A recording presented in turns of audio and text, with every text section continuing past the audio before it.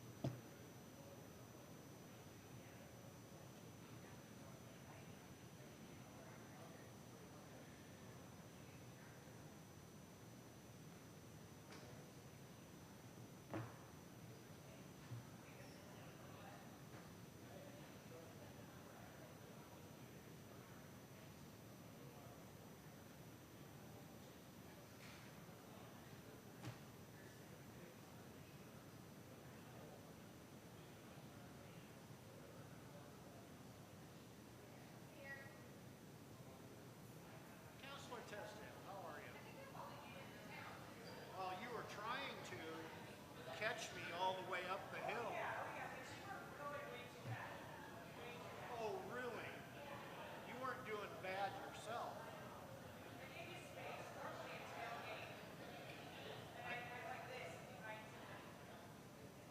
I said to Candy, I go, man, Councilor Tisdale is chasing us.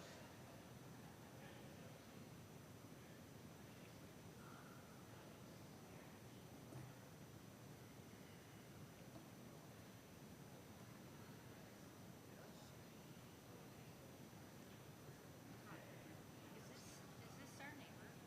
Who? Not that I know of. Who's the neighbor with a similar last name in our neighborhood? Who's Are the you guy? talking about the next one next Who's to the guy with the Colleen? van that you guys visited? Or the last name? Isn't his last name Shipman? Chip. Okay. With a C. Hey, that was close. Oh, how boring. How, yeah. You got all the time you need.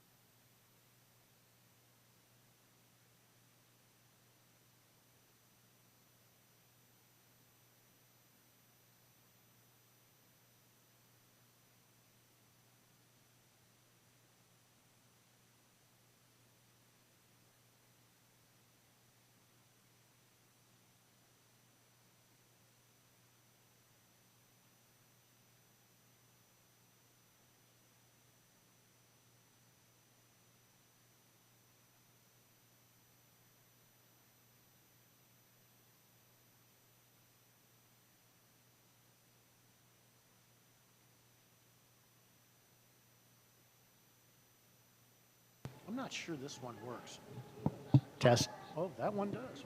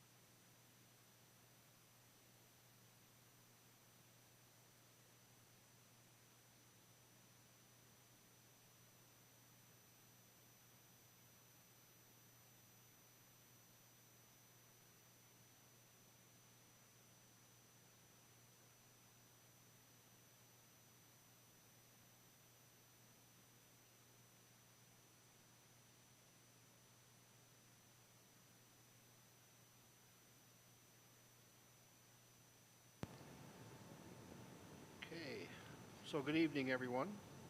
Welcome. And I call the June 13th, 2023 regular session of the Detroit City Council to order at 6:30 p.m. Council roll call. Counselor Shepard, Present. Counselor Page, Present. Counselor Luke, Counselor Tesdale, Here. Counselor Smith, Here. Counselor Nielsen, Present. Mayor Trett, Present. And if we could all stand for the Pledge of Allegiance, please.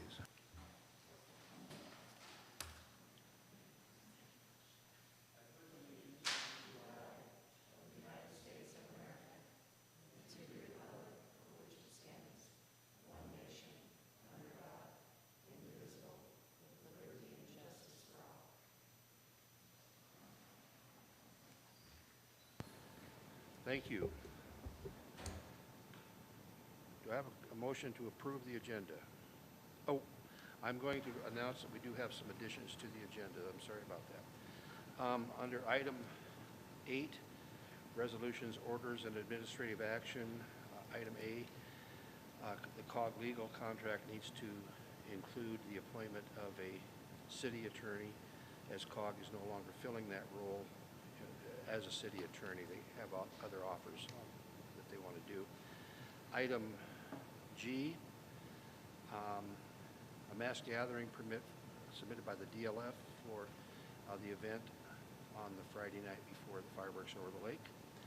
And item H, 2 notices of awards of contract for the water treatment plant. So that would be Silver Bullet and Brighton Bush pump station. Those would be the additions. So do I have a motion to approve the agenda as amended? Motion to approve agenda as amended. Councilor Page moves to approve the agenda. Second? Second. Second, Councilor Nielsen. Yes? I think. Can you hear me? That's as good as it gets, I think, for me. I don't have a volume control. Special orders of business. We have 2 presentations tonight. First of all, we'd like to hear from Larry Rupp about the Detroit Marinas Excavation and Resiliency Project. Larry?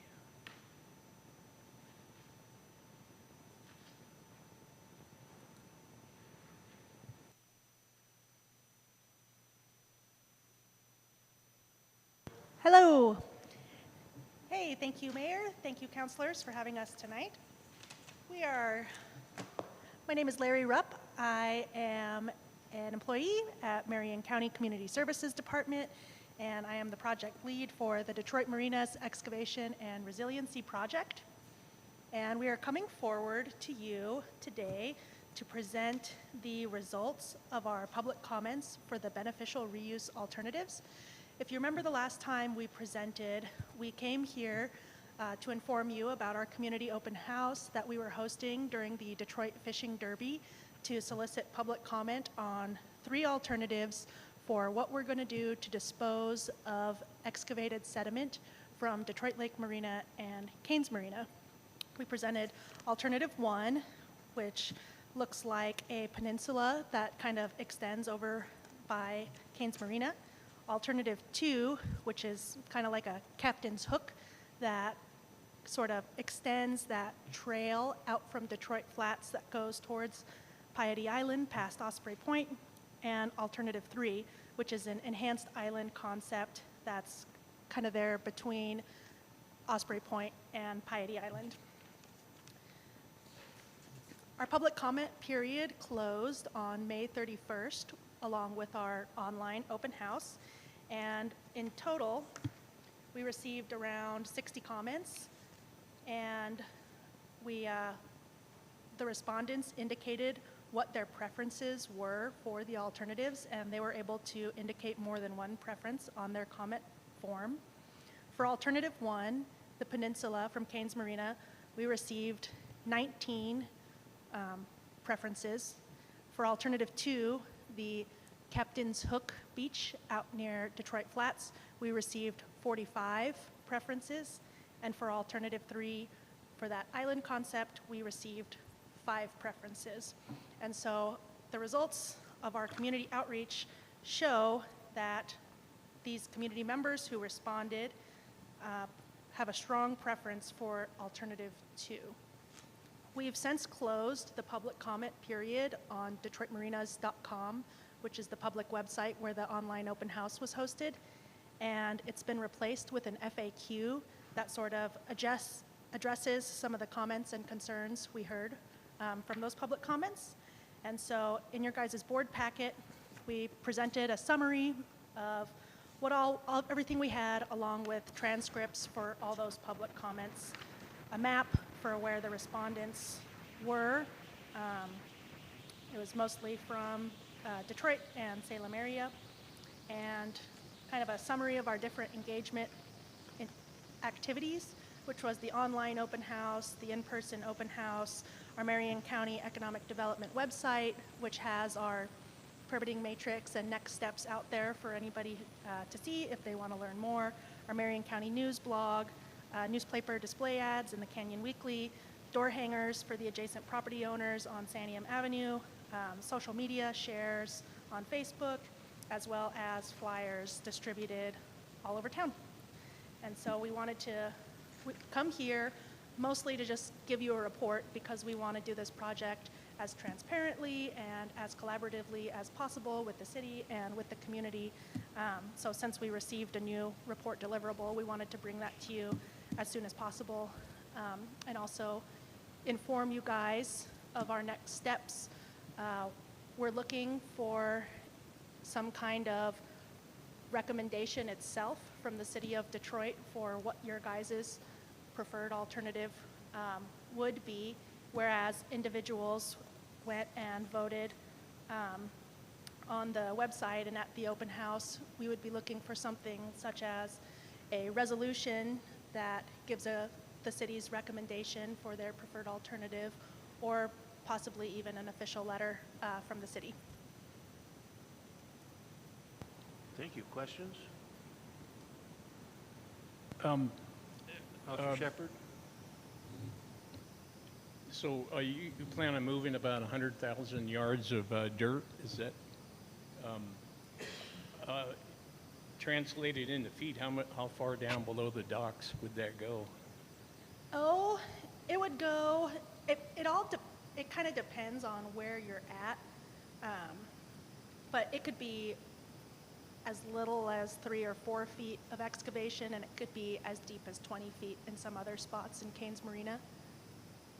The project's goal is based on the Army Corps' rule curve for what the lake levels will be, and our goal is to be able to have a season that's May 1st to October 1st, so that way the community members, the city, and recreationalists could say, okay, if it's between May 1st and October 1st, the marinas will probably be open. And so it's excavating down to that level for that May 1st to October 1st. So we're looking at maybe a 5-month marina season versus a 4? Or? Yes, Get maybe, closer. or maybe I guess it's different every year, right?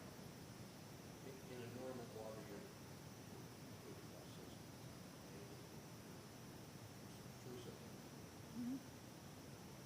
in a normal water. So from us, you like the resolution? And we wanted to come back. We still have to get our final deliverable for the sediment characterization report for the soil testing that we've conducted. And then we also have our final feasibility study, which shows our cost benefits. And so we wanted to, we're not asking for that today, but we are asking it for about July 18th next month, after we've provided you with all the information that we received from our concept planning phase.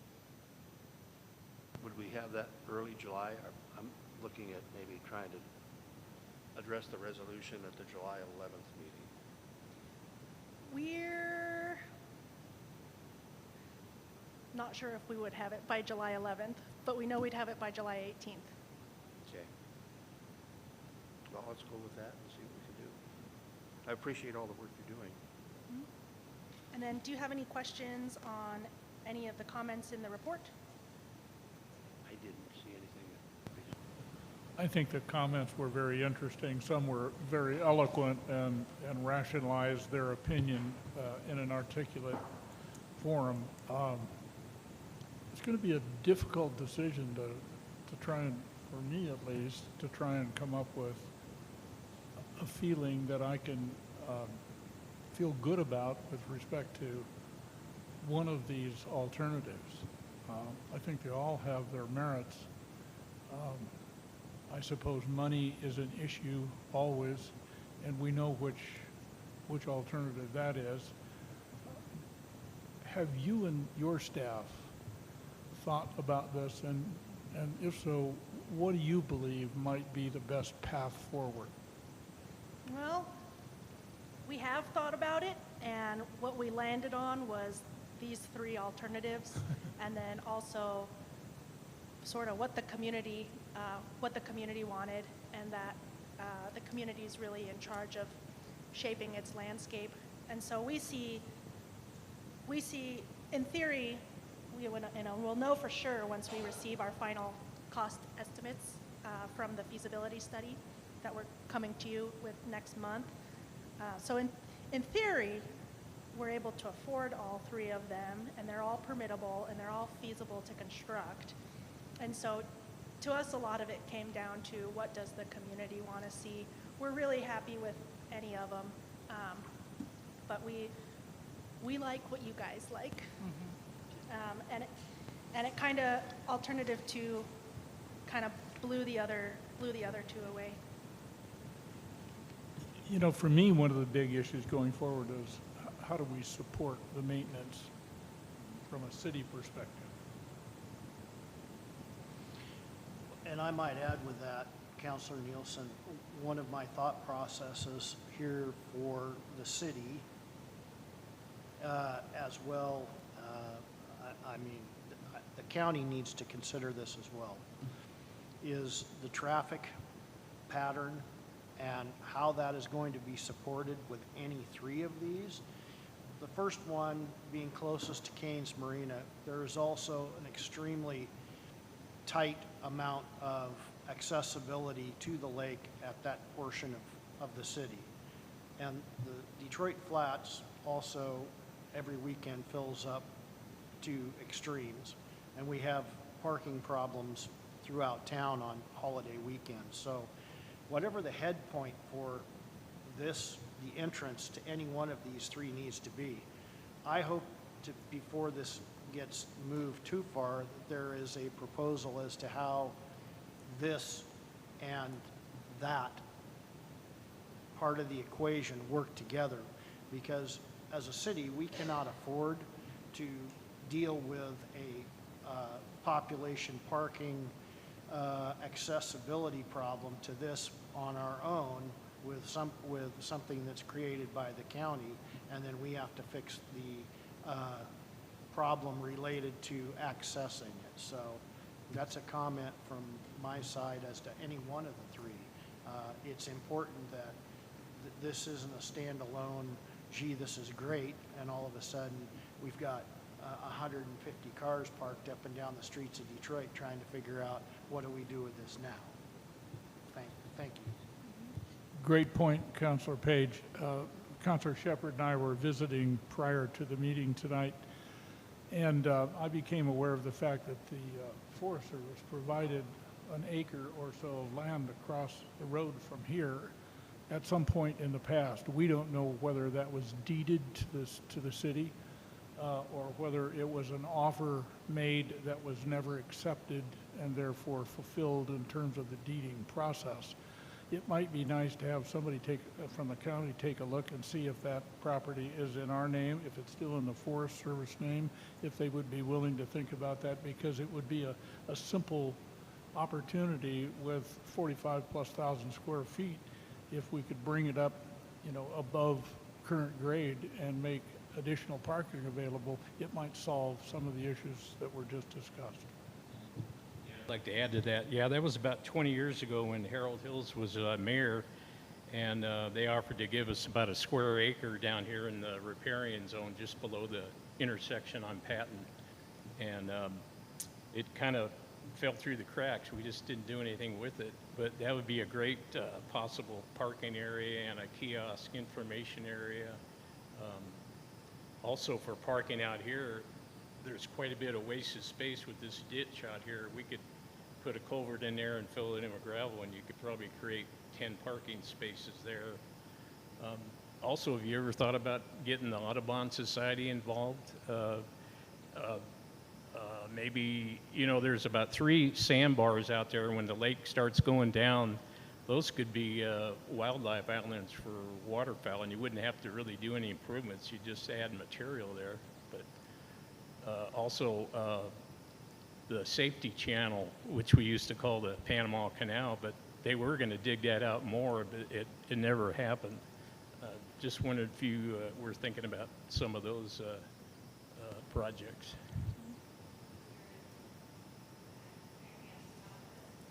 Could you come up to the microphone? My name is Kelly Weiss. I'm the Economic Development Program Manager at Marion County. Here to support Larry. She's doing a great job. I just want to come back around to this project scope right now is for excavating the sediment underneath the marinas and placing it somewhere. So the recreational improvements that were included in the alternatives are not actually part of the current scope.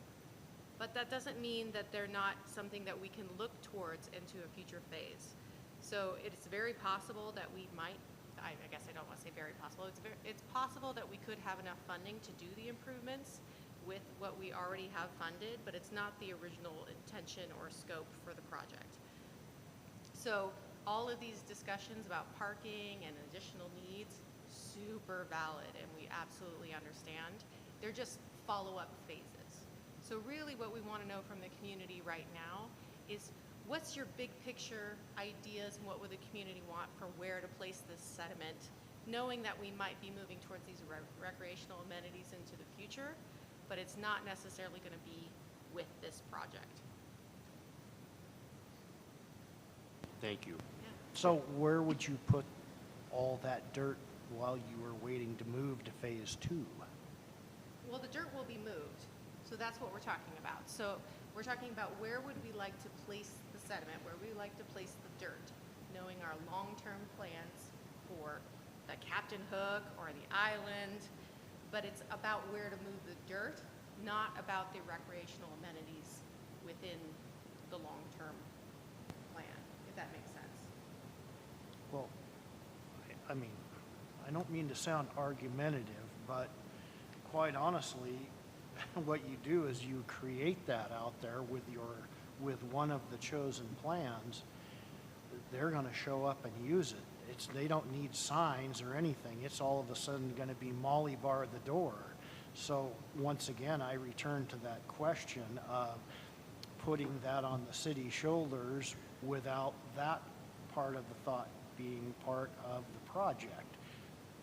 So that's how I would respond is, okay, if you're going to put the dirt out there in one of the chosen projects, then it actually is functioning, and we do have something we have to address.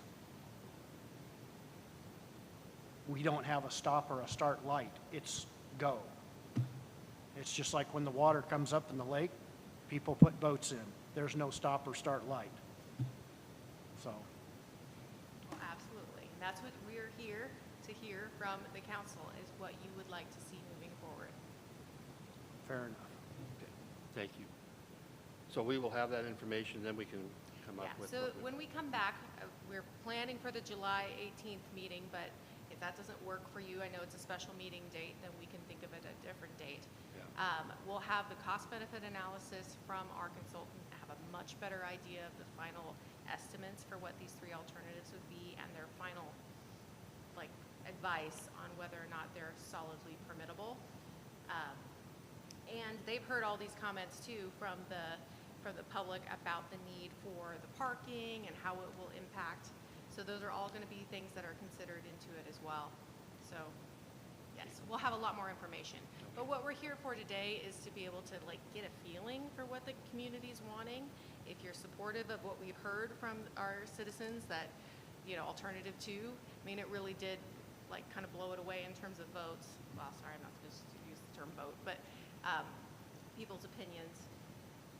I want to know from the community if that's what makes sense for you as a council, or if there's other things that are a concern that might negate that, and maybe it needs to be looking at a different alternative. I think a lot of us we're looking at, we get an extra month or two out of the marinas, but we weren't talking then about where all that dirt would go. And just for your records, the next council meeting is July 11th, not the 18th. if Yeah, that we are matters to aware you. it would have to be Okay. a special meeting. That's Okay. why we're trying to see if that works for you. Okay. And we're sorry the 11th just doesn't work for our timeline, at least as of right now. Okay, great. Thank Well, you so much. essentially, the longer the boats are floating in marina, the better off the town is. They all spend money in town, and gives us a longer season. Yes. And it's better for jobs, local jobs. Here, here. I do like to always pull it back around to that original intention, was to support the marinas as your anchor businesses. So, Okay, thank you. great, thank you. Look forward Thank to seeing you. Next, we have a commercial septic update from Marion County.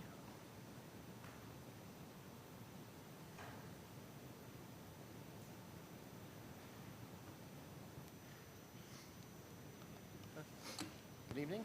I'm Chris Einmo with Marion County Public Works, and I am the project lead on the North Santiam Canyon Sewer Project. And part of that project is the interim septic solution for Detroit. And I just wanted to come here and give a brief update on the commercial grant program that's been in the works for some time. So I think it was back in December when our director was here and we were talking about the design for a communal septic system that would serve Detroit in the interim until a sewer could be constructed. And then at that time we weren't sure if a grant program were possible, but we realized that a publicly driven federal aid project may not be the one-size-fits-all solution that people needed, and some of the timelines may not have worked as well at all. So at that point, it was brought up if we could do a grant program so that commercial property owners could sort of choose their own destiny with how they wanted their improvements to go.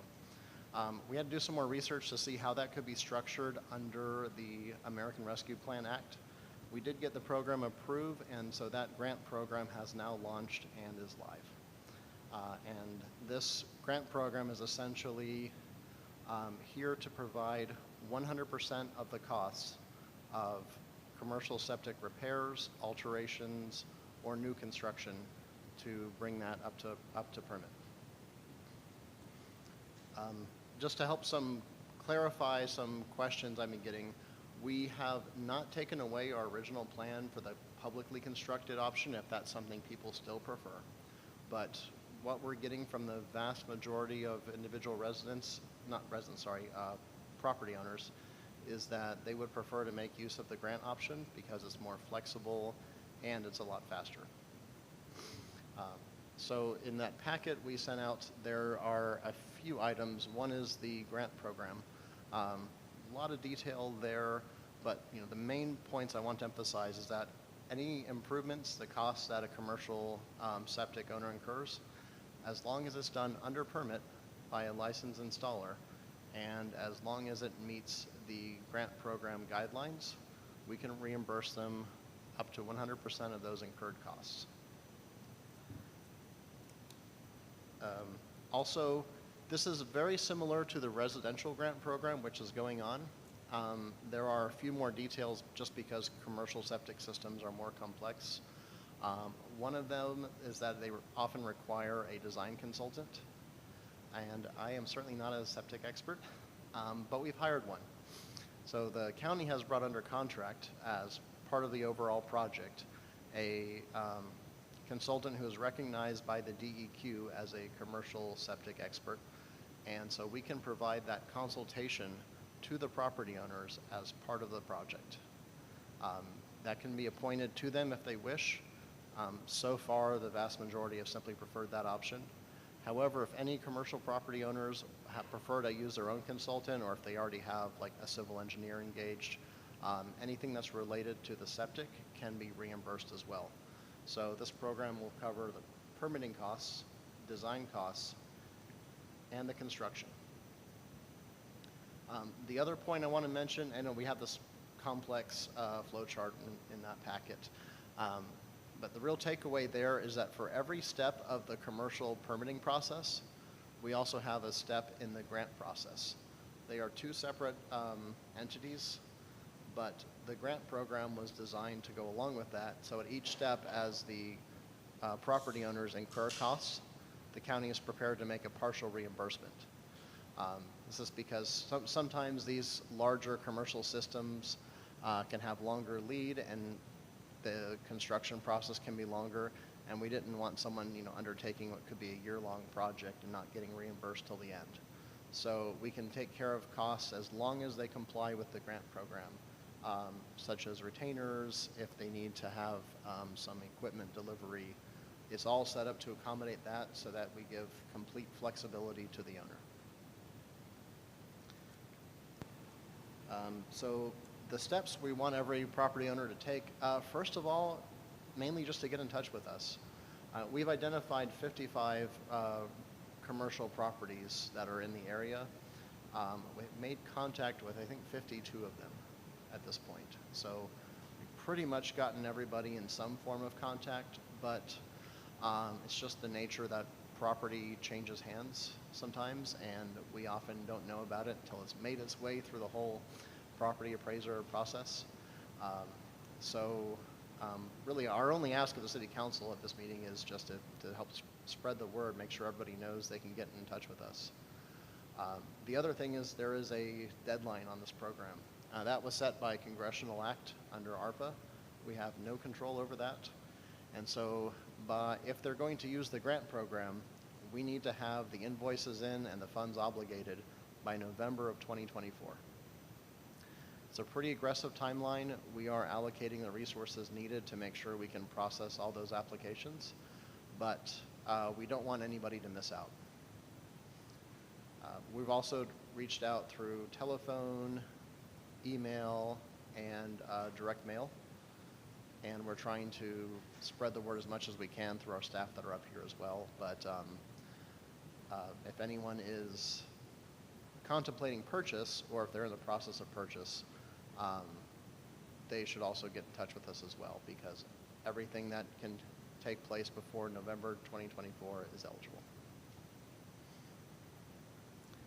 And then from that point, we are actively engaging in one-on-one consultations with the property owners. Our main goals there are just to find out where they are in the process, whether they already have a plan that they're ready to develop, or if they haven't started yet, or somewhere in between. And also we want to know what is their vision for the property, so that we can make sure that we're accommodating that. Afterwards, we either get a consultant assigned, or if they have a consultant already, we just need to know that, so we've created a application. And I can leave these actually up front, but we've also sent these out by email and mail. So that just gets them into the process, and then we can start going through those applications and then getting the consultant out to each of them.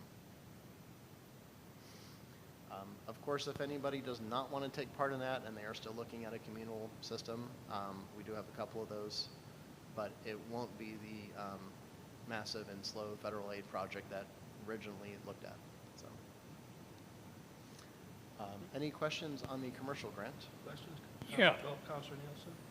Then Counselor Shepard? I was talking to a business owner where the corner post used to be, and he was getting shovel ready on putting in a septic for a 80-person restaurant, but he was just told recently that there wasn't funding available yet, and he was kind of worried about that.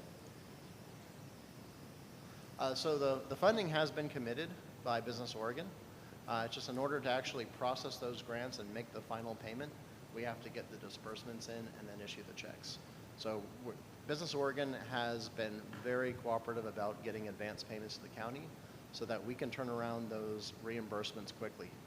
Our timeline we're targeting is 30 days, but we just have to get that first disbursement in, and then we can start the process. But there's been a lot of steps in order to get this all in line with the federal grant requirements. It's been a long time in the making, but we're very, very close to where we can start making those payments. Okay, so we need to tell him to contact the county, it sounds like. Okay, Counselor Nielsen. Did you have something? Yes, Chris, what kind of response are you getting from the business owners? Are they excited about this? Are they looking to move forward quickly? Are they ambivalent? What are you hearing? So far, I think I've had 12 consultations. Every single one of them has been strongly in preference of the grant. Most of them have been either already engaged in the development process, or they have a concept that they're looking to move forward. Talked to a few that aren't quite sure what they want yet, but they want to get something in place now so that they can take advantage of the grant, and that's fine too. Shifting gears a little bit, you mentioned the residential grant program. I'm wondering what kind of activity you're seeing in that venue. In that program, I know we've processed at least 100 applications so far. We might be up to 200 now, I'm not sure, but so that program has been moving along. At this point, the residential program is still an active joint venture between Marion County and Mid-Willamette Valley COG. So we are taking a single application through COG, and then behind the scenes we route it to different places so that we see either if it can be paid for with the COG's grant funds or with the ARPA grant funding. Other questions? I have one. Counselor Tesdale, Counselor Shepard. Is there a maximum on this grant? At this point, the overall grant funding is $3.3 million. Individual property owners, we are doing it on a case-by-case basis because they're commercial systems. So it would depend on a few factors, like if it's a cluster system serving multiple properties or if it's a single property. Bottom line is it's just being done case-by-case. There's no formal limit at this point. Who's got first dibs? Is it commercial, then what's remaining for residential, or vice versa, or? They're out of completely separate pots. Okay. So in the commercial, it's being processed in the order we receive applications. Counselor Page? does the city qualify? Does the city qualify? Not under the commercial exactly. We are looking at a way to provide additional support for public facilities. It would be under a different allocation of the grant. Because the city does have a piece of property in the commercial zone, and so my question would be for, future use for the city for whether repair or replace or what have you. I'm not sure we've had that looked at as to what condition it might be in, but I think if there's public funds available, if there's funds available for the public entity on that, then the city with a drop dead date of November of '24, the city should look at that as well, would be my thought process. And if it's zoned commercial, that might be a little bit more. It is zoned commercial. Okay, that's something we can probably process through. I'll confirm that with Business Oregon, but under the language of the grant, I don't see why it wouldn't. Okay, perfect, thank you. Could you leave a couple of cards with? I will leave on your- cards and applications up front. Thank you, thank you. Other questions, comments? Thank you for coming tonight. Appreciate all you're doing. Moving along, could you turn that microphone off? Make sure that's, or did you have? Great. We're on batteries. Thank you all. Item 6, committee reports. This is time set aside for committees established by law, ordinance, or other authority to report to the city council on the committee's ongoing work. We only have one right now, and that's the short-term rental committee. And She's here. Nancy? I shouldn't have had him turn off the microphone. So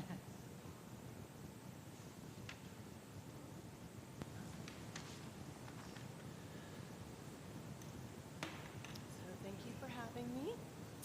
And My for the name- record, could you give your name and stuff like that? There we Thank go. you. I am Nancy Powell. My husband and I are Detroit homeowners. I'm also a member of the Detroit Planning Commission. I'm also a member of the newly formed Short-Term Rental Ad Hoc Committee. So to introduce ourselves, what is happening is the City of Detroit has formed a committee to research guidelines established by other similar towns and cities regarding short-term rentals. The committee represents the interest of full-time and part-time second homeowners and short-term rental operators. Our initial meeting was Monday, May 29th.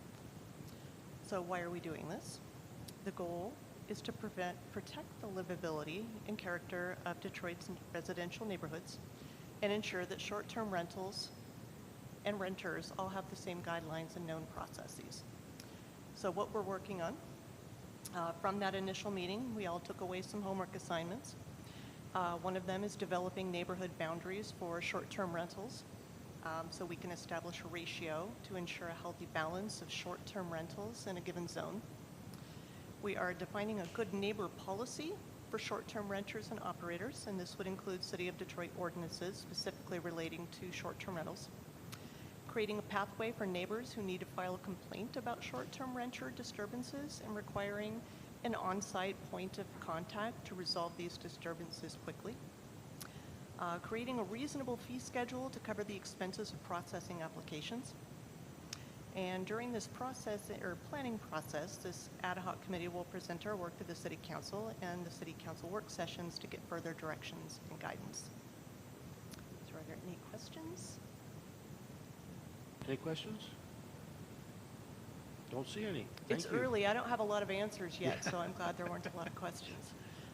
If anybody has anything that they would like us to consider or know of other similar small cities that have policies in place, we can get that to the city, and then the city can get that to us as part of our considerations. Thank you so much. Thanks, Nancy. Appreciate it. Moving along, item 7, public comments. This is a time set aside for comments from the public on matters not on the agenda. Commenters are limited to 3 minutes. Time may not be yielded. Questions from the council or staff to commenters shall not be considered counted against their allotted 3-minute time. Is there anybody who would like to address council? Anybody who would like to address council? Hearing none, we move on. Item 8, resolutions, orders, and administrative action. We have two in the legal area. The Council of Governments has been hired an attorney that was available to smaller cities to be their city attorney. We chose to do that with Bill Monahan a few years ago. It's worked out well. Mr. Monahan is going to be retiring at the end of the month from the COG, and the COG is reevaluating what they want to do. They are no longer going to provide attorneys for city attorneys. What they are offering is in their legal contract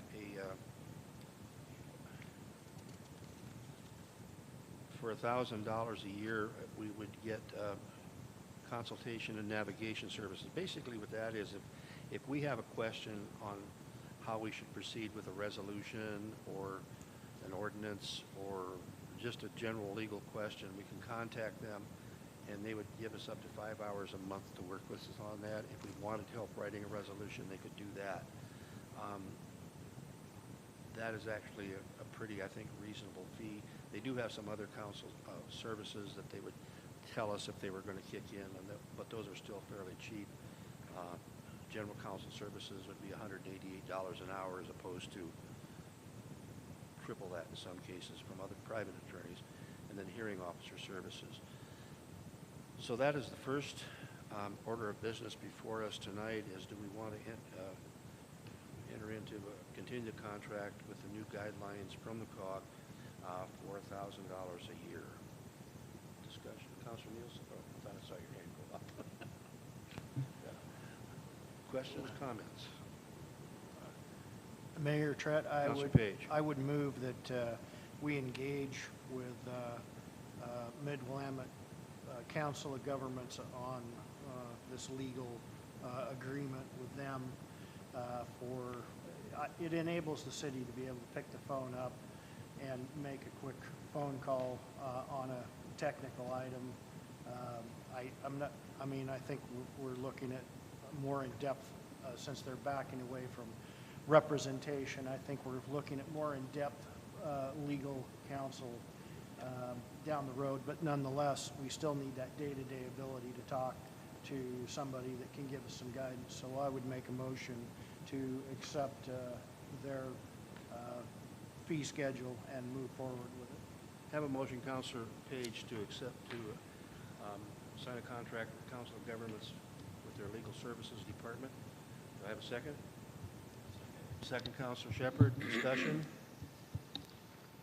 Hearing none, recorder call the roll. Counselor Shepard? Counselor Page? Aye. Counselor Tisdale? Aye. Counselor Smith? Aye.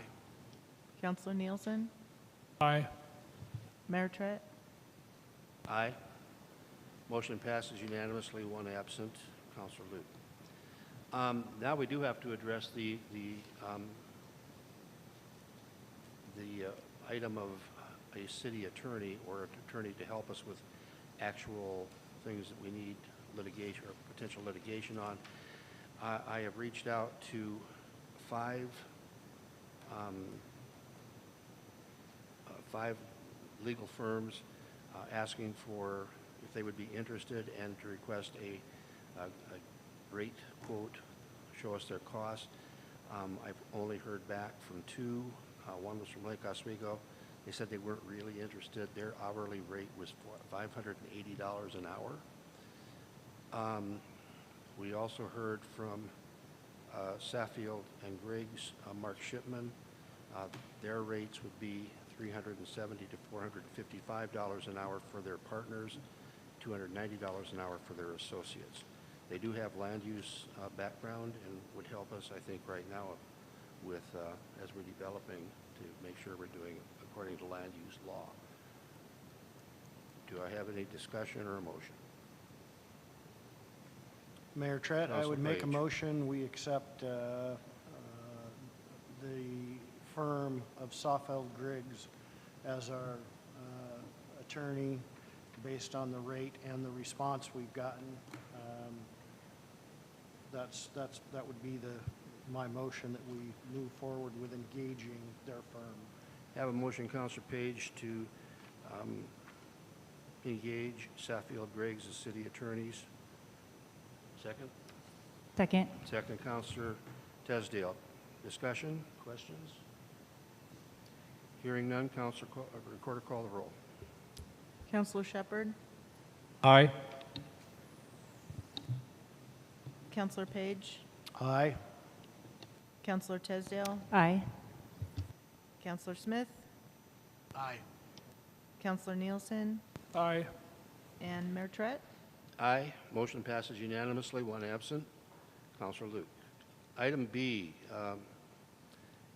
the Council of Governments planning contract and plan review process. Basically what we would do tonight is just, if we want to enter into a contract, and then we can sit down with them, and they do have hourly rates in your packet for different services, and we could decide which level of service we want, which could be up to and including if somebody turns in a building permit, it goes directly to them for the whole process and takes some of the load off of our city staff. We're being pretty overwhelmed right now.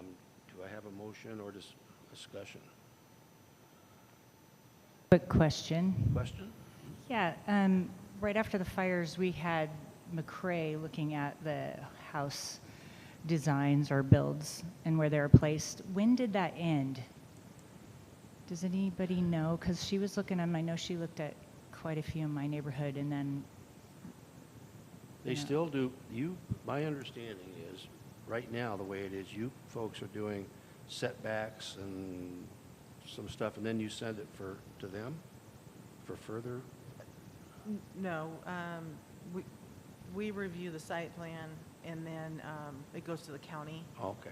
We only, if we have questions out of the norm, we'll contact them. So this thing's kind of gone away. It's been weird. It's just silently gone away at times. yeah. So I guess if we did this, we could look at, if we entered into the contract, we could say, okay, we're going to use them for the whole planning process. They don't do anything, they ship it down, and then they would be responsible for setbacks and everything, city and county code. Councilor Nielsen, it looks like. Well, I had an occasion to question one of our ordinances related to setbacks. Pardon me.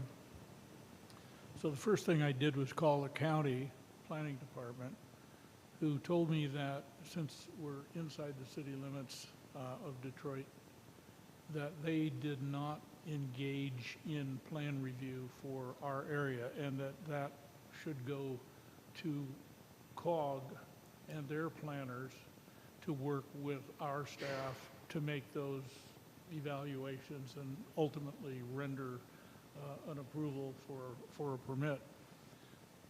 It turns out that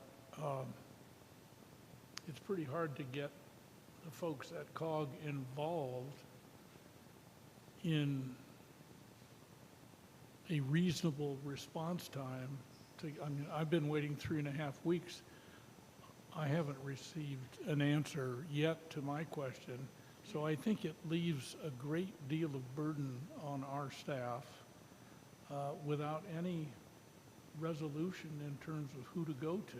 Now, if this contract will make that better, I'm all for it and would support it. That said, my experience so far leaves me wondering about what other alternatives there are, and perhaps there aren't.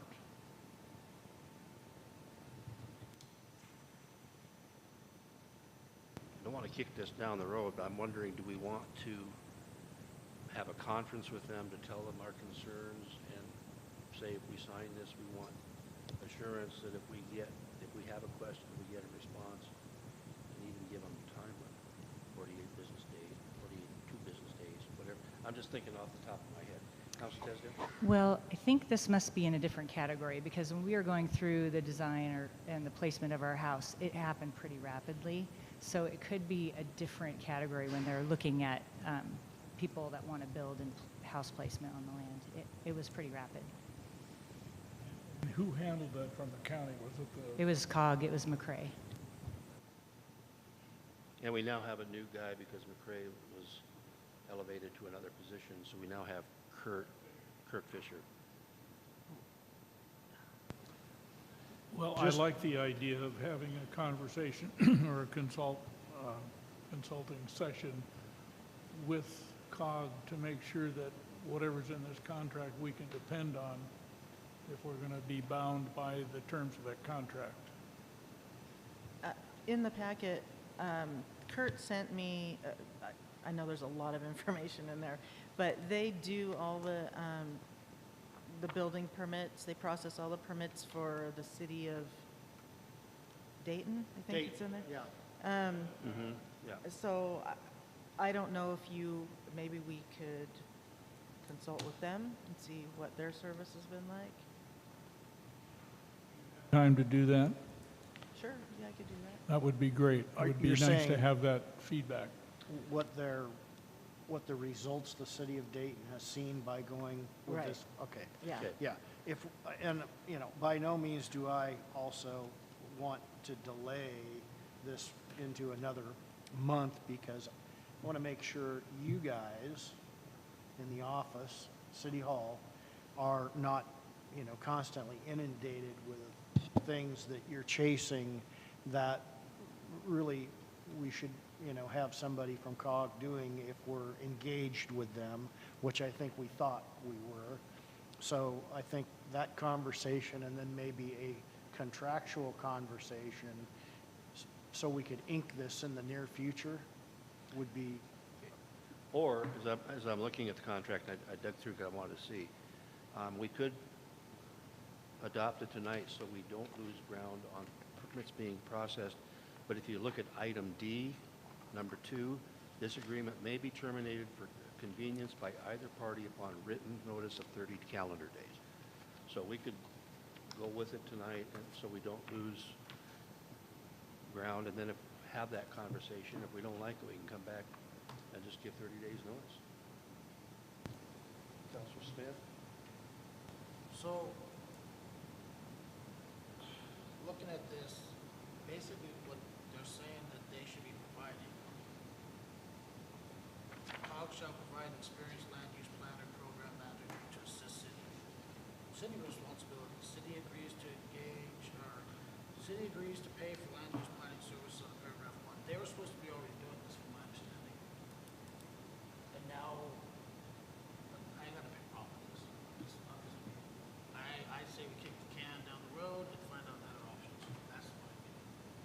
I don't, Well, we don't know when it expired, so it might have expired and no one saw the expiration, because I talked to- see an expiration here of 1 year. I talked to them today. It's kind of like we're doing with the franchise agreement. It really doesn't expire. It stays in effect until we terminate it. Basically, So, well, we must have stopped giving the plans over to COG, because now the city is dealing with it and not COG, Yeah. so. and that was under a contract. COG was working with Marion County. Marion County was paying for that service. Been nice if they'd have told us they would stop it. so is this contract for McCray? Is it No. for Kirk Fisher? I mean, Kurt, who's this? Kurt Fisher would be doing the plans. McCray is kind of finishing up what she's been working on, but the plans for new bills, new permits would be going to this Kurt.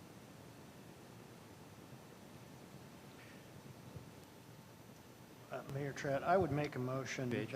that we engage this for the period of the 30 days. At the same time, I would like to see us appoint Counselor Nielsen to have a conversation with Kurt Fisher and get the roadmap of how this is going to function nailed down, and report back to council as to whether he found that was a satisfactory game plan, or that it didn't sound like it was going to meet the needs that we really need. Have a motion, Counselor Page, to enter into a contract with the COG for planning, contract and plan review processes, and have Counselor Nielsen meet with them to express our concerns. Counselor Nielsen is willing to have that conversation. Thank you. Second. So I have a motion and a second, Counselor Tesdale. Discussion? Recorder, call the roll. Counselor Shepard, Aye. Counselor Page, Aye. Counselor Tesdale, Counselor Smith, No. Counselor Nielsen, Mayor Trett. Aye. Motion passes 5-1.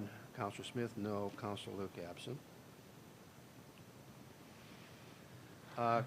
Item D, community center rental fees. This would only apply to the use of this chamber and the small business, the small conference room next door. The use of the gym, the community center will be determined by the Detroit Lake Foundation. We reached out to City of Kaiser to find out what they charge. And basically what a lot of them are, they started for a big ballroom, $250 an hour with an 8-hour minimum. Then they go down to a smaller room for $25 an hour with a 3-hour minimum. And then they all have a refundable deposit for damage. Most of them seem to run about 25 for smaller rooms and up to 100 for rooms this size. If you look at the handout, the Iris Ballroom at $250 is a huge room. It's about the size of the gym, and go from there. The Iris A room is about the same thing. So, do we have any suggestions or comments here? And just so you folks know, we do get calls from mostly government agencies wanting to rent this room more than the little one so they can have meetings with people from Bend and Salem with neither side having to drive quite so far. And so there is interest in using this facility. So once again, Counselor for Page? clarification, it's council chambers, the The small conference room, and then possibly a small office or something like that. That's the extent of what we're talking about in this. Yeah, basically it's just these two rooms because all they want, I've never heard anybody say we need office space. Mhm. They just, like, Department of Human Services has a meeting with people from Salem, and instead Sure. of them driving all the way to Bend and Bend driving, Right. it's about halfway. I think it's appropriate that we get a schedule of fees in place and make it usable. Anybody have, Councilor Tesdale? Do we need to send this to a work session for the fee decision, or does city We could do that. I mean, we're not- research? Yeah, this is the not a big, fees? yeah. You making that motion? And make a motion to move it to a work session. Have a motion, Counselor Tesdale, send item D, community center rental fees to work session. Second? Second? Second, Counselor Page. All in favor, say aye. Aye. Aye. Opposed, same sign. Abstentions? Passes unanimously. Counts one absent. Okay. Ordinance 270, Utilities Franchise Agreement. This is the, Counselor Nielsen.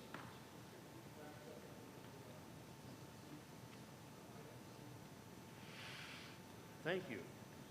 Okay, item C, Northside Electric bid to separate power distribution at the community center for triple net release. Counselor Nielsen?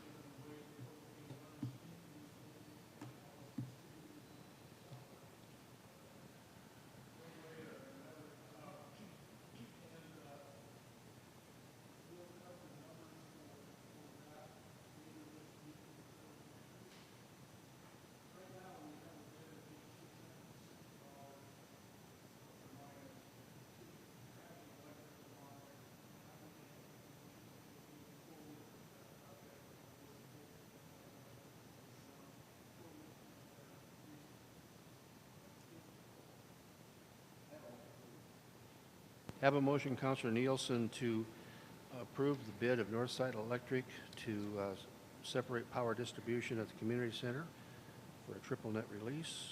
Do I have a second? Second. Second, Counselor Smith. Discussion? Do we, since it's over, No, we're fine. Yeah. We Thank you. checked that out. I figured you guys probably Yeah, did. so, No discussion. no, thank you. Oh.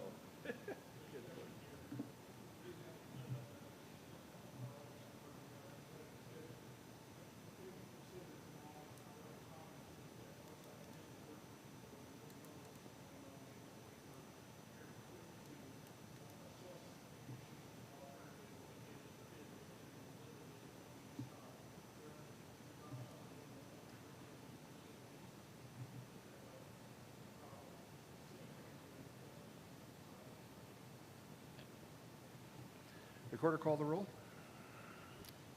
Counselor Shepard, Aye. Counselor Page, Aye. Counselor Tesdale, Aye. Counselor Smith, Aye. Counselor Nielsen, Aye. Mayor Trent. Aye. Motion passes unanimously, one absent. Item E now. Thank you for, I get too quick with my checkoffs. Item E, Ordinance 270, the utility franchise agreement with Ziply Fiber.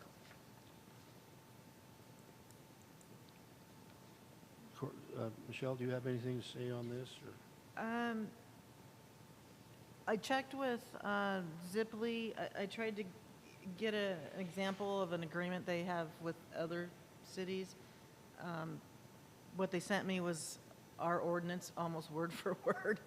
So it doesn't restrict it to being underground. So I think the whole ordinance needs to be rewritten.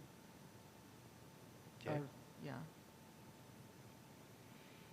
Just for the record, I'm not saying I'm disagreeing, but just for the record, I've talked to Billy Terry at CPI, and he has said that Ziply has entered into a contract and signed an agreement for going underground with a lease agreement for undergrounding into CPI's power lines. With that said, what do we want to do with this one? Councilor Page?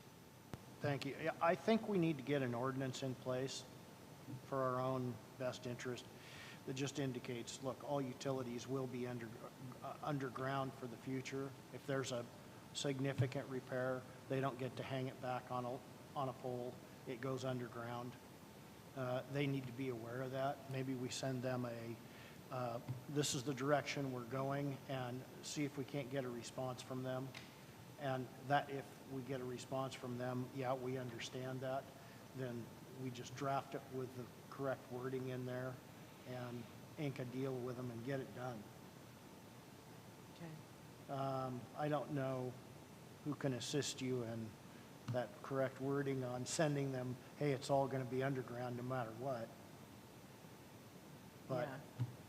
I mean, we can't demand that they take it off the poles at this point of what's existing. However, if we get a windstorm that comes through here and it was to take down, say a whole block of overhead Ziply wire, we don't want them to come in and start rehanging wire. It needs to go underground. And any new construction as well, it needs to happen that it goes underground for sure. So, Councilor Smith? If this is a agreement, agreement/ordinance, it's all jacked up. I mean, they've got first read on September 13th, 22, second read on the same date. None of these dates are coinciding. I don't see how this is able to work. So do I have a motion to table this until we address further changes? Have a motion, Councilor Smith, to table ordinance number 270 for for further negotiation. Second? Second. Second, Counselor Page. Discussion? Recorder call the roll. Counselor Shepard, Aye. Counselor Page, Aye. Counselor Tesdale, Aye. Counselor Smith, Aye. Counselor Nielsen, Aye. Mayor Trett. Aye. Motion passes unanimously, one absent. Moving on to item F, selection of a CIS mediation team. We discussed this last month and just failed to appoint the committee. The mediation team will be meeting on August 17th at the CIS headquarters in Wilsonville. We've been talking with Mr. Epley on this. He's going to attend that meeting as a member of our team. The other people I'd like to appoint, Counselor Nielsen, Mr. Epley. Mr. Epley strongly suggests that Michelle O'Connor be on that committee because she's the city recorder, and myself. I have a motion to accept those appointments. Counselor Nielsen moves to accept the appointment. Second. Second, Counselor Tesdale. Discussion? Recorder call the roll. Counselor Shepard, Aye. Counselor Page, Aye. Counselor Tesdale, Aye. Counselor Smith, Aye. Counselor Nielsen, Aye. Mayor Trett. Aye. Motion passes unanimously, one absent. Item G, we have a mass gathering permit from the Detroit Lake Foundation to do an event in the park on June 30th. That's the day before fireworks over the lake. They have taken that event over from the Detroit, from Delabra. And so, any questions? If not, do I have a motion to approve the mass gathering permit for DLF on? So moved. I have a motion, Counselor Nielsen, to grant the outdoor mass gathering permit June 30th for DLF. Second? Second. Second, Counselor Tesdale. All in favor say aye. Aye. Opposed, same sign. Abstentions? Motion passes unanimously. Now we have sorry? Oh, that's the word I got. Was.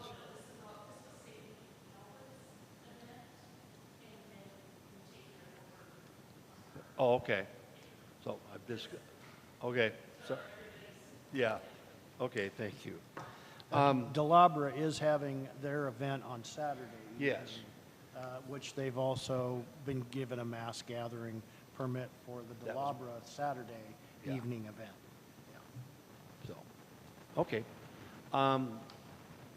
Matt Del Moro will not be here, so item 2 is 2 notices of awards of contract. This is for the first one would be for the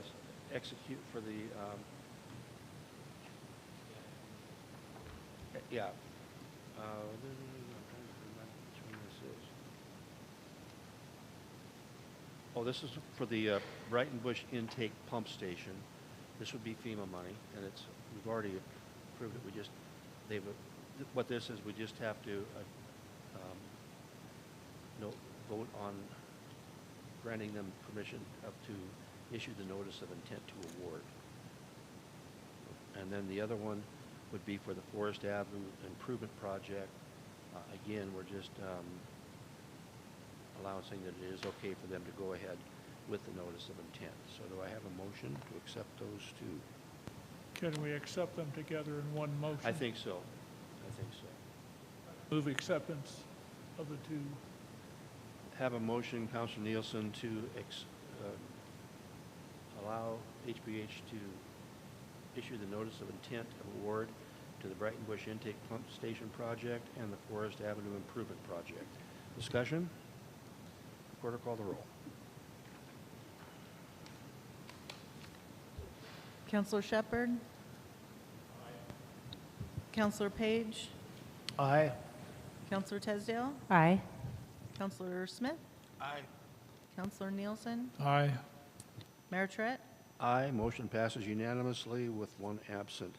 Consent calendar, we will be voting on the approval of the minutes of the Detroit City Council work session of May 4th, 2023, the work session of May 9th, 2023, the regular monthly meeting of May 9th, 2023, the special session on May 13th, 2023, the work session on May 23rd, 2023, and the work session of May 31st, 2023, and the approval of the bills.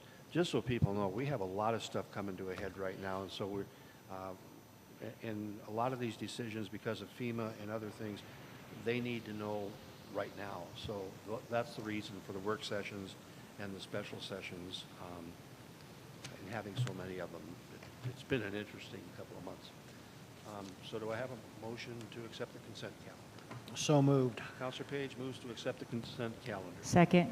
Second, Counselor Tesdale. Any discussion? Recorder, call the roll. Counselor Shepard, Aye. Counselor Page, Aye. Counselor Tesdale, Aye. Counselor Smith, Aye. Counselor Nielsen, Aye. Mayor Trett. Aye. Motion passes unanimously, one absent. Item 10, staff reports. City Recorder. I don't think I have anything else to add. Thank you. Planning. Exhausted. What's here? Marion County Sheriff, I don't see anybody here. USFS, Michelle King, saw her briefly today. She was hoping to be here, but got called to Eugene on a meeting. Identity Detroit Fire, they are just waiting for the surveys to be done on their new property and moving along. Chief Patterson said he was busy tonight. North Santingham Sewer Authority.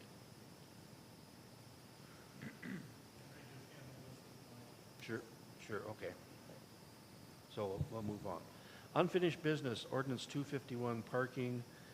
We've deferred, that has been deferred for a work session. We haven't been able to schedule it yet just because there's so much on it. There's no objection, we'll move on. The policy on water meters, have we gotten any direction from McCray on putting stuff on the driveway? We haven't heard anything back from her on that.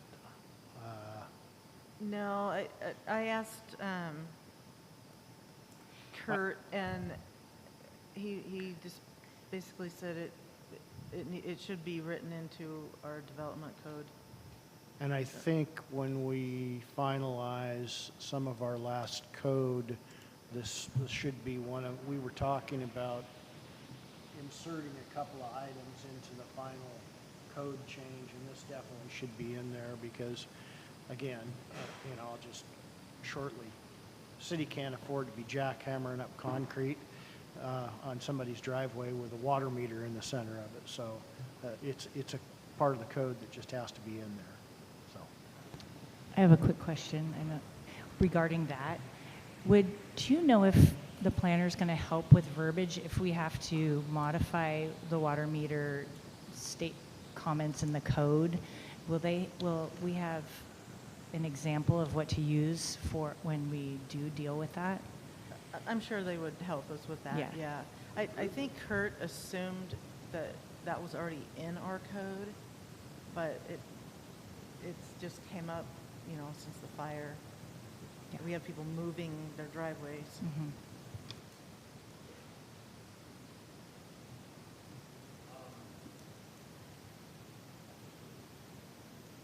Just noted, camping ordinance. Were we, That was, you were gonna work with Bill on that Actually, ord. yeah, I'm working with an attorney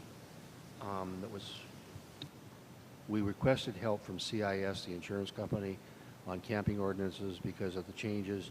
I've been talking to an attorney who they referred us to, who's dealing in those issues. He's right now dealing with Grants Pass, which is going through a lawsuit that could become national precedent.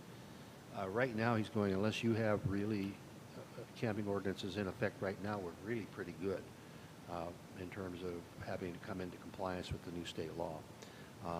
So he said, let's work on it, look at it, and but we have some time, so he and I have to get together, and he's just been swamped. So, so that is in progress, and I'll keep you up to date. back up to the other one.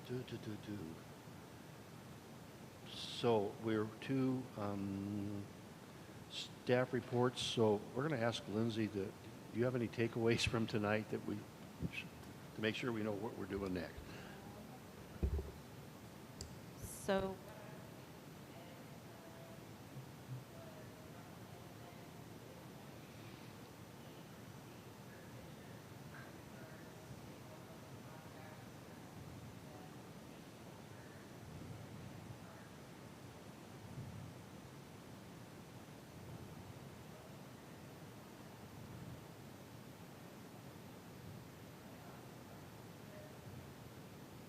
I don't think so. Thank you. Okay, so moving along. Council reports. Councilor Shepherd. I decided to put in for the $250,000 small city of Montgomery from ODOT, and candidate is Second Street, Lake Forest, and Third Street, and I want to follow up on City Street project. I think our best candidate, Second Street, two strikes, so I think it'd be a good candidate. There's no guarantees, but also we need to recognize that as a council that that'll be our choice. We need to do that tonight.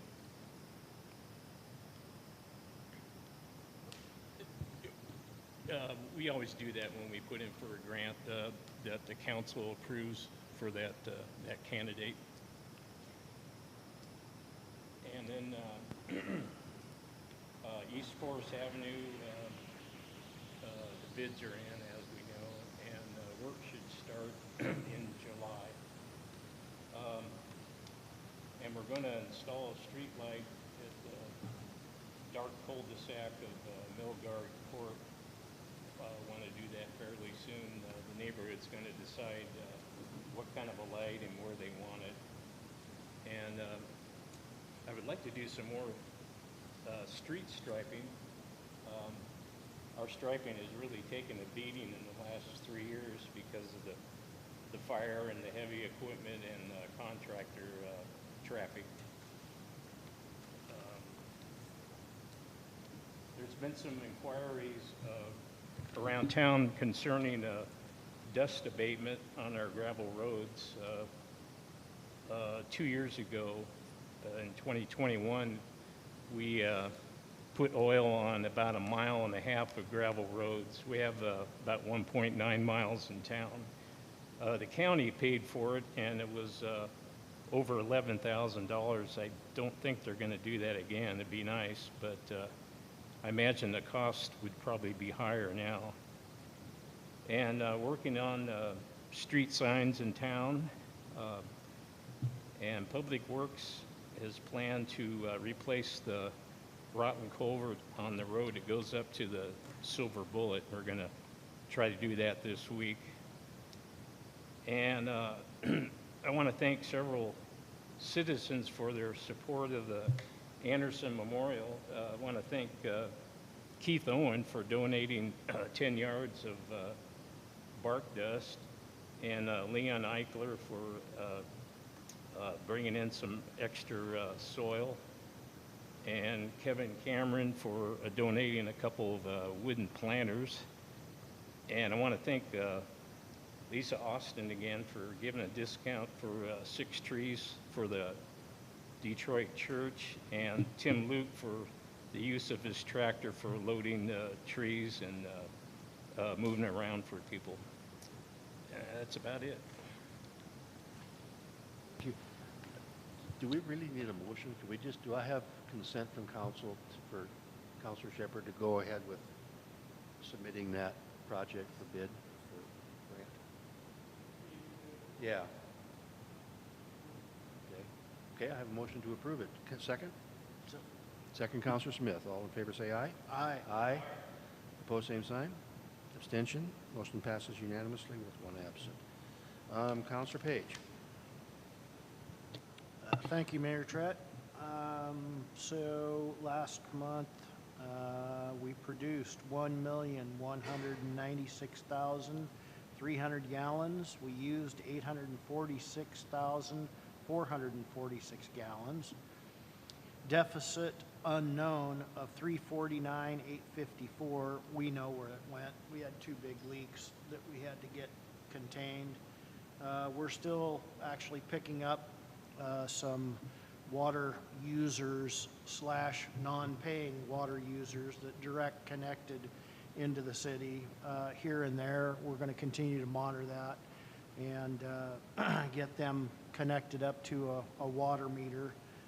I don't think there's very many, but there's probably still some folks out there that are pirating our water. We've got in the plans move forward to increase the capacity of what we can produce for water, as well as our storage capacity as a secondary temporary plant. It will mirror the plant that we've got right now, but based on the amount of water users that came back online and our usage, we have pretty much concluded that it is critical until the new plant is done and online that we provide the ability to supply all those users, as well as to make certain that in the event we were to have a structure fire, that we can provide adequate delivery of water in the event of a structure fire. So we are moving on that portion of that temporary storage capacity and the ability to make pure water at a rapid pace. We have FEMA providing us with a tentative agreement to cover that. So I believe that that will move forward at a pretty fast pace. I'm hoping we have that completed before the end of July. We were shooting for second, third week, but I don't think we'll see it until close to the end of July. So be kind of careful with your water usage on heavy usage weekends because we're doing the best we can to keep up with that. But there are those moments where it can get a little bit dicey. We should be having is it the 27th at our first public meeting about the water rate study, and is that when that comes up, or are we into July on that? Well, the 27th is our work session. Oh, that's the work session. So the regular council meeting of July 11th, that will be a conversation, and we will be adopting the new water rates there. I don't think anybody likes to hear their water bills going up, but here's the deal. We haven't had a water rate increase since before 2020, and that's just how it goes. It's got to get paid for and by, as Matt Del Moro testified at our last council meeting, we are being required for a certain amount of dollar retention, of which we have to have set back aside in the event of a major problem. So beyond that, I got nothing else about water. Thank you. Question? Councilor Tesdale. So I'd like Denny to go first because he's got something to say and it ties in with parks. Go ahead, Councilor Nielsen.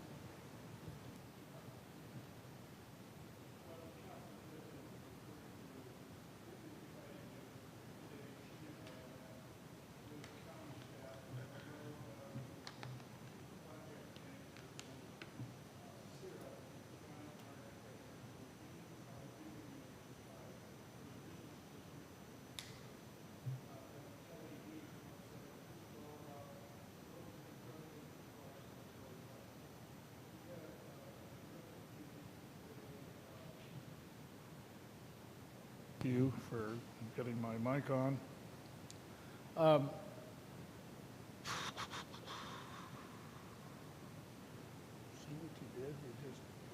stole my train of thought.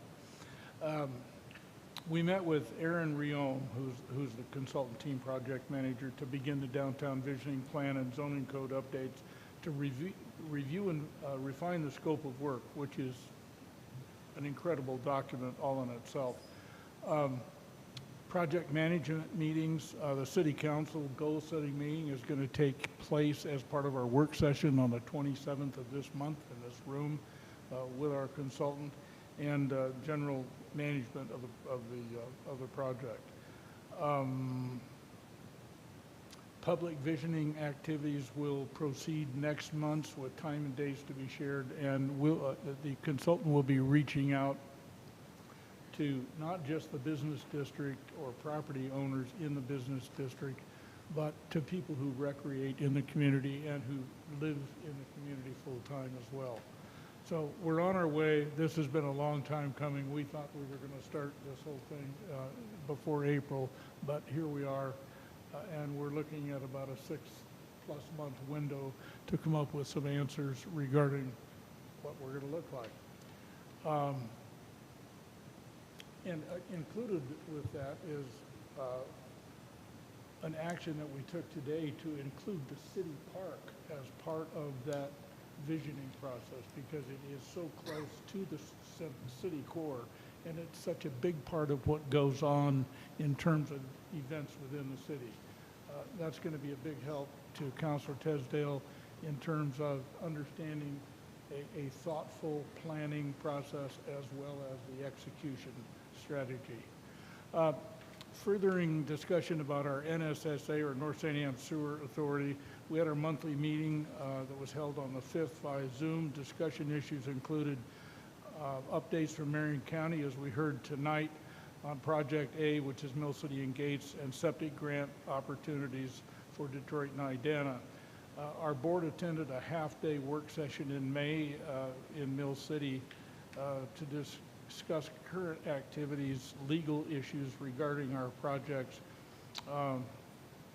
and Marion County and Keller dealt with a lot of issues that most of us don't get exposed to in terms of wastewater planning, which is going to affect this community, for a long time until our permanent system is in place, some 6 or 8 years from now.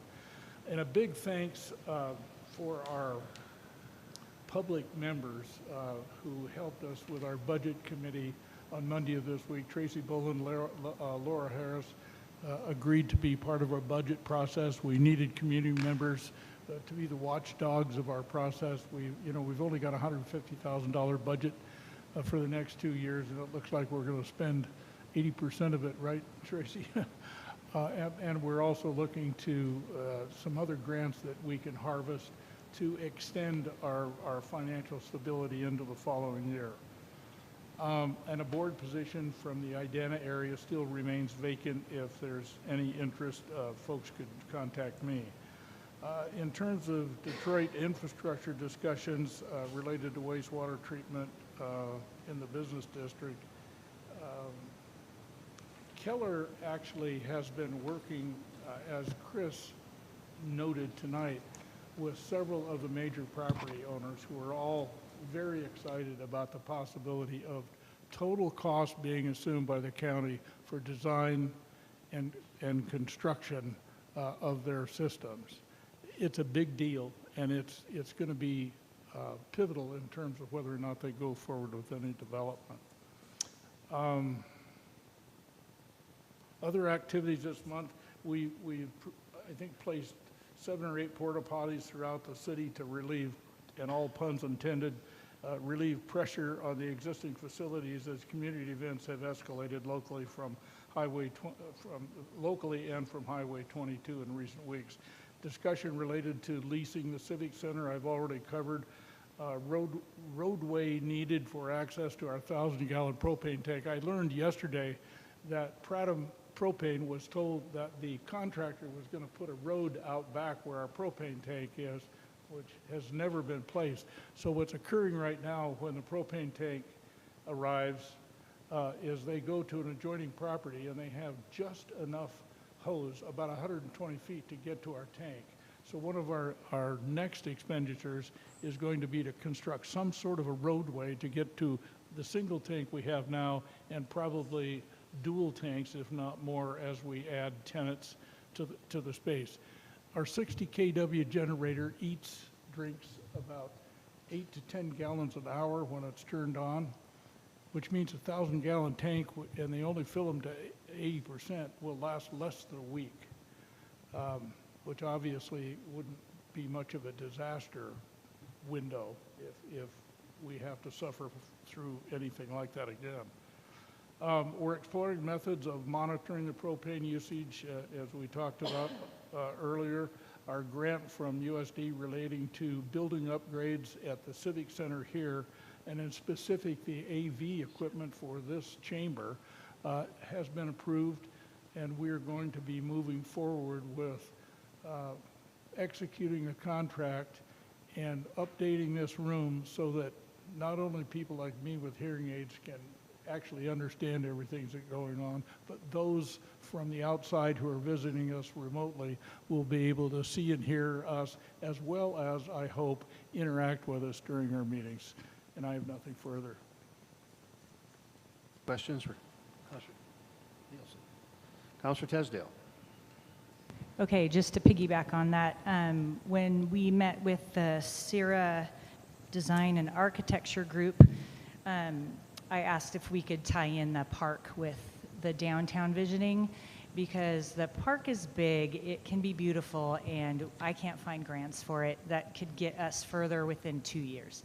So they seemed really positive about it, and they are going to be coming to town during our work session and taking a tour, and they're going to take a look at that park, and we're going to see if we can get some help and assistance from them so that park can be as good as it can be. And that's all I have. Questions? Councilor Smith. Thank you, Mayor. As of June 1st, Marion County Sheriffs have been patrolling Detroit in partner with our contract that we have, our joint contract that we have with the city park, the state park. Memorial Day weekend, he did pull over and educate some people on golf carts. And on a different note, I will be talking to a possible code enforcement officer this week, and hopefully we'll be able to work things out and get him on board by July 4th. So that's what I'm hoping for. That's all I've got. Thank you. Mayor's report, not a whole lot to report, just kind of trying to stay on top of all the stuff that's happening right now. So I'll let it go with that. Upcoming meetings, the short-term rental committee will be meeting June 19th. We will have a public hearing on the water plant public hearing, which is the expansion of the current system that you've heard about. We have to have a public hearing, and then it'll go, FEMA has agreed to fund it, so it's really just a formality for us to have that public hearing and approve it to move forward. We do have then on the 27th a council work session, and that will be, we can address maybe, we'll decide what we can address in that time frame. And then on the 29th, we will be having a informational meeting. Is that right? Yeah, a development code meeting on the Thursday the 29th, 6:30 here. It's an informational meeting only to talk about the development code that we'll be looking at the July meeting. And then our next council meeting is set for Tuesday, July 11th in the council chamber at 6:30 p.m. So any other business? Do I have a motion to adjourn? Councilor Nielsen moves to adjourn. Second. Second, Councilor Page. All in favor say aye. Aye. Opposed, same sign. Abstentions. We are adjourned at 8:03 p.m. Thank you very much, everyone.